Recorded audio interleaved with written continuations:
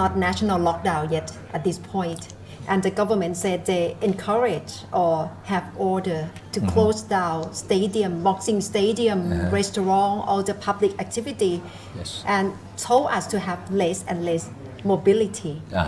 Is it at the right time to have this measure at this time? At the right Of course, point? yes.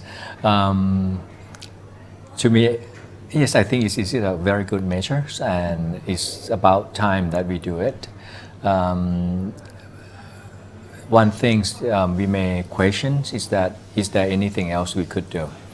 But I'm happy with what we have, what we got at least for now. But all of this is the government measures. We ask for collaboration in so many different fronts.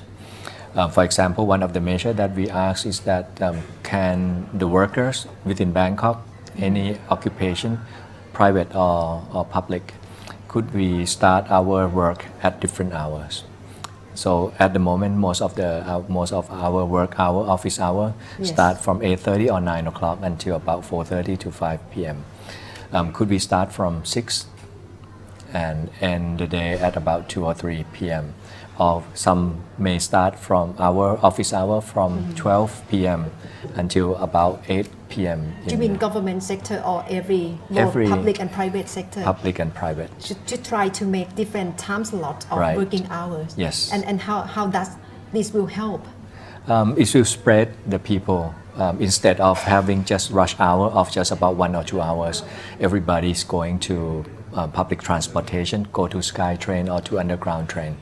You see that during the rush hour, our public transportation is so crowded. And that's the risk. That's the risk situation. Right. So it is not just the government measures that will help our countries. It is everybody collaboration that will help the countries. Now we have to start to think of what we can do to help the situation. Yes. Not just what the government would do. So it means that private sector can announce independently to try to have different shift of their employees. Yes, or even work from home. Yes. Yes. For example, if we could reduce the workforce who have to go out every day to work down by 10, 20, 30% or even 50, 60%, that would be great. Not just for the private, but also for the public sectors. Yes. In the government sector, there are so many things that we can work from home. If we can do that, we will reduce the number of people going out from home. So that is what we call social distancing. That will be good for the situation at the moment. Yes. So it's like how we sit at the moment. We try to keep distance as well. Is this enough for social distancing in normal situations? Generally, just about 1 or 2 meters, that would be okay. Right. So the government is trying to what I would say to build the environment that we can live within this environment safely. But everybody else have to do their part as well, not just what the government can do. As of now, it seems the cluster of the infected case are in Bangkok. So what do you like to tell people in Bangkok? What should we do and how to protect ourselves? At the moment, the measures or the interventions that we do change very rapidly. One thing that I would ask the Bangkokians to do is that they should follow the situation closely from the reliable source. Instead of looking at the social media that share something that is not true. They should check the situation very well. By checking the situation, they should know what is their risk today and how they can adjust those risks. Number 2, they should also follow the recommendation from the government of what they should do, what they should not do. And then the third, the most important things probably, they should learn the most important things. That is, learn what they should do and what they should not do and bring that into their life and practice that. And so that they can, if they are not getting infected yet, so they can prevent not just themselves but also their family members of getting infection. So what they should do, wash the hands. Okay. Yeah. first thing first, they should, if they are not they are well and they are not infected yet, what they should do, number one, is they should try to avoid going outside, trying to avoid going into the crowded places.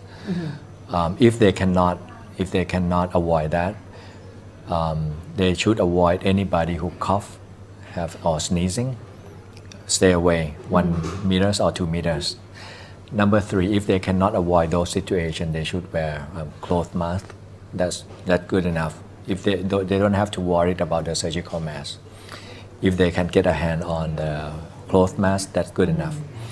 Then they should wash their hand as frequent as they can, and avoid bringing their hand in to touch their face, eyes, nose, or mouth. You said you've been through many challenges, this kind of tough situation, fighting against epidemic, from H1N1, from the flu, MERS, SARS, and until this one, COVID-19. Is this one the toughest? Yes. From your experience? Yes. When I was younger, I was like my first experience was SARS. During that time, our That work was is just 2002, 2003. we have about 10 plus or minus. That's our cases, and it doesn't take long before we contain it. MERS, we have 3 cases of MERS, but every case we were able to contain it. Even influenza, I was still very young and don't have to take that much responsibilities, so it's fine. Although it's stressed a little bit, but fine. But now my decision may affect 60 million people, so I have to be careful with those decisions. Yes, but we all shouldn't be disheartened, do we? And we can look at the bright side from South Korea, from China, and what can we learn from them in order to contain the outbreak? There is one good thing about this kind of communicable diseases, and every day we can have hope. Let's give one good example. Let's say if our situation is getting bad, and today, for example, if we have 10,000 people infected, 10,000 cases, and if these 10,000 cases know what they have to do to stop the disease, if they stop spreading the disease, in 14 days, we'll have 0 case. Because if they stop spreading today, there will be no more cases, right? So actually, I'm not sure if we are fighting the virus or we are fighting the unknown. I mean, the unknown is Thai people don't know what they have to do. If they know, I believe that they want to stop the disease, the virus as well. So I believe personally that if we want to stop this disease, we have to inform every Thai people of what they should do if they come down with common cold. They don't have to care what infected them. What they have to care is they should stop the spreading of the disease. No more cases that will get the disease from them. If we can do that, no matter how bad the situations will be, we can always stop it at any times. So, is it hard? Yes, it is. But I think we still have hope, I think.